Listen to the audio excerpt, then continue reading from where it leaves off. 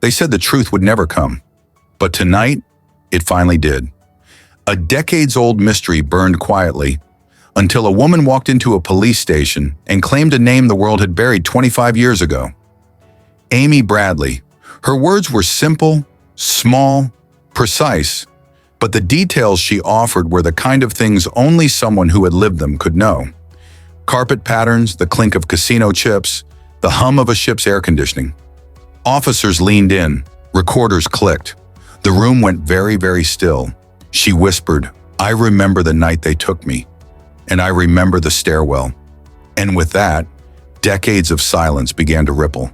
Tonight we follow those ripples, the warning calls, the sightings, the hidden photographs, and the thread that might finally connect them all. Because if she is Amy, she is not just one lost story. She could be the first voice of a terrible pattern.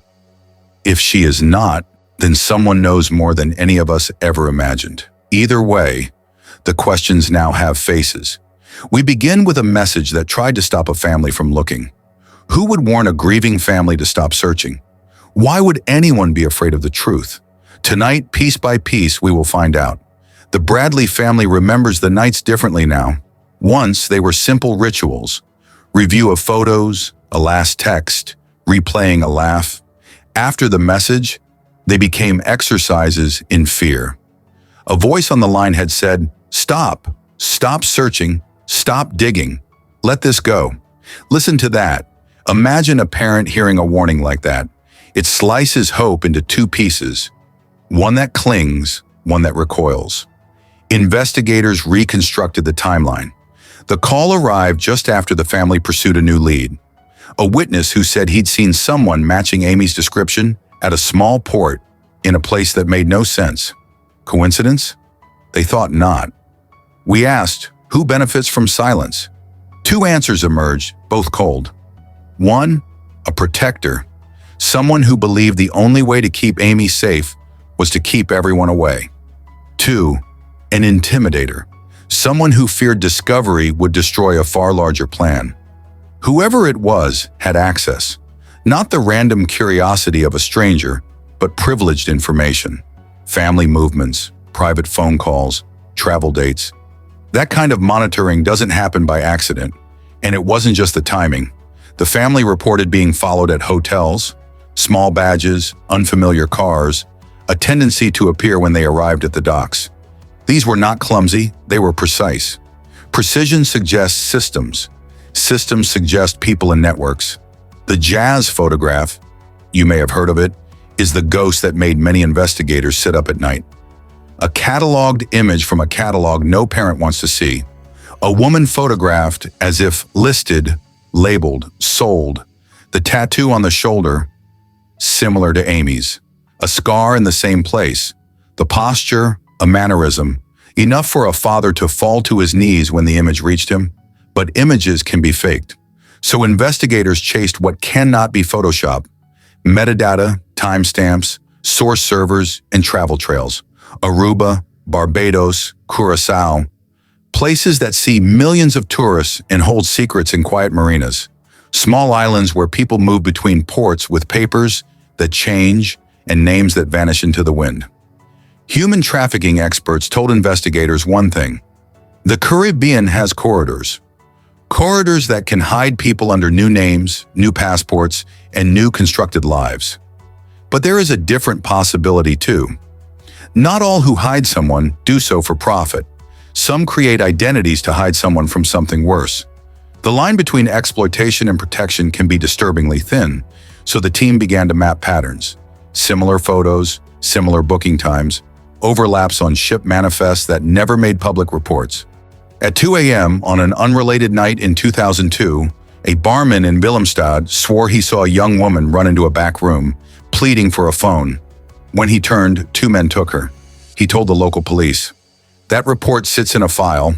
It matches a window of time the Bradley family once pressed as crucial. Investigators pulled bank transfers. Tiny wires of money moving between corporate shell accounts and small island businesses. Payments that could buy secrecy, people say. They pulled hotel logs, misspelt names, a manager who doesn't remember, but whose ledger shows late-night check-ins with names that change by the day. Each small detail is like a stitch in clothing that once belonged to a single life. Another micro hook. A local taxi driver in a Barbados port later told truthers, "She ran to my car. She cried. She said, Panam, please, I need a phone. I turned, and two men grabbed her." Stories like that are messy. Eyewitness memory is imperfect. But when dozens of witnesses contain similar threads, the same pleading, the same tattoo, the same desperate look, the pattern becomes a tapestry. The final chapter is not tidy. Investigations rarely are. But the new arrest, the one that reopened everything, provided a focus. A woman in custody whispered what sounded like confession fragments. Officers compared what she said to sealed records and quiet interviews. More matches appeared than anyone expected. This chapter is wounded truth. Truth that hurts, truth that saves, truth that complicates healing. Listen closely. The confession offered 3 categories of detail. Sensory memory, the dredged smells, colors, and small spatial cues of a ship. Names, not always full, but identifiers, almost like nicknames. Structure, descriptions of the movement of people and objects, the way rooms were used, the cadence of nights. Investigators treated each category seriously. Sensory evidence can't be faked with metadata. Names can be cross-checked. Structure can be matched to manifests and worker schedules. In a sealed file, they found one thing that staggered them: a travel ledger showing payments to an offshore agency at times that matched the woman's accounts. Those small transfers can buy ceiling, new papers, new faces, silence. But the arrest didn't answer everything. It raised a terrifying possibility. What if some who helped were not criminals for gain, but men and women who believed they were caretakers? Imagine a person in a dim room holding a phone, whispering to a family, "Stop looking. We're trying to keep her safe." It reads like horror. But for that whisperer, it might have been a desperate calculus. Publicity could force movement, and movement could be fatal. Investigators found an anonymous note in a sealed box, written in the same cryptic tone as the warning calls. It read simply, "Quiet keeps the light stable, no signature, only intent." Intent, of course, does not simplify culpability. A central revelation.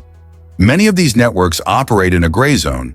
The law looks for bad actors, but in the gray spaces, good people make wrong choices, and wrong choices can last for decades. At the heart of every moment is the Bradley family. Mother and father, siblings, the daughters who grew up without their sister's presence. Each clue pushed and pulled their lives like tides. We slow here. Remember the human story. The ring of keys on a counter, an empty chair, a last photograph. Those quiet images are the heart of why investigators press. A former crew member speaking off the record told us, "People hide people, sometimes to protect, sometimes to profit, sometimes both." The ambiguity haunted the investigation, so investigators followed what they could. Payments, hotel logs, port arrivals, small flights. They subpoenaed travel agencies. They interviewed people who did not want to talk. Some did. Some recanted later. The net pulled taut. Then came the most human revelation, a voice analysis. The woman in custody's cadence, her micro pauses, the scent descriptors she used match recordings once made by a family friend in a private call. Those subtle matches made seasoned analysts catch their breath. A voice match doesn't prove identity, but it narrows a room that once seemed infinite. Investigators then turned to motive. Why hide? Why change everything? Several overlapping motives emerged: exploitation, protection, control, and profit. The same networks can blend all 4, and sometimes a single person can move within all motives. Protector by day, exploiter by night. So where does that leave us today? With arrests that reopened leads, with documents that had to be re-examined, with a family that now must decide whether to hope again. The woman's final whispered line in custody, "They are closer than you think." Those words landed like a stone. What does closer mean? Proximity? Complicity? The presence of a structure still active? Investigators moved quickly. They re-interviewed witnesses. They cross-checked bank transfers. They found an account that funneled small payments to people in 3 ports at precise intervals. Each payment looked innocent until you read it with intent. One man's cafe payment hid a payout to a person registered under an alias. A room booking hid the name that later surfaced as a witness. These are not eyelashes of evidence. These are thin threads, each one fragile, and yet together they form a rope. At 32 minutes, agents executed a search at a small office. In a dusty folder, they found documents, pages of forged IDs, a notation of travel routes, a list of women's nicknames with places beside them. The folder smelled faintly of coffee and detergent. It smelled like everyday life hiding extraordinary wrongs. But even with all of this, many doors remained closed. Names crossed out, records redacted. People who once had helped now avoided questions. Why the avoidance? Fear, shame, legal risk, or loyalty? The network's protective shield had many layers: legal counsel, sympathetic neighbors, shell companies, the quick money for silence. And between those layers, people with real memories sat quietly, sometimes willing to speak, sometimes too scared to do so. A breakthrough came not from force, but from a small kindness. A note left to an old friend that said, "Tell them if they promise safety." The promise led to one more interview, and that interview led to the names in the folder. Evidence is often not a single roaring wave. It's 1,000 small droplets that, when collected, make the sea. As investigators followed the trail, the community watched. Some wanted to forget. Some wanted answers. The media churned. Forums flared. The Bradley family sat between hope and dread.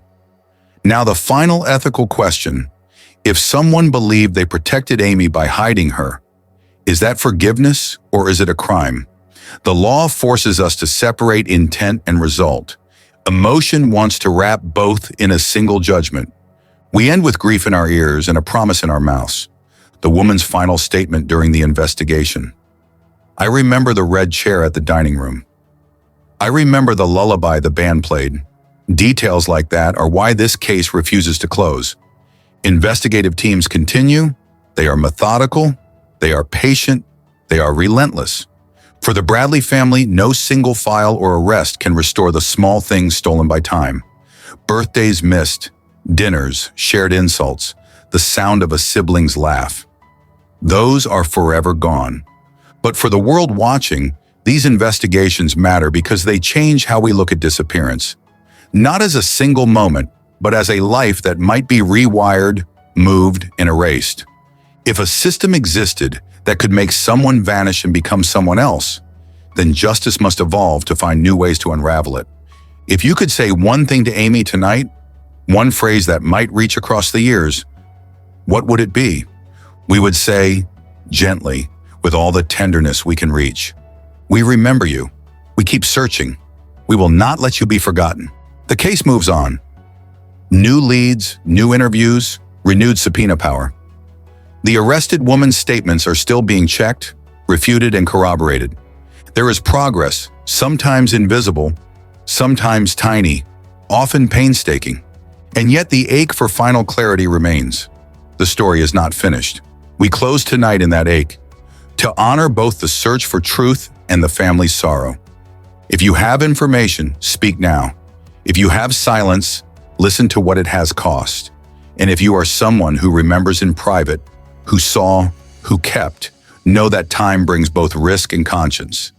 This is not the end. It is a continuation. Amy, wherever you are, they are looking for you still.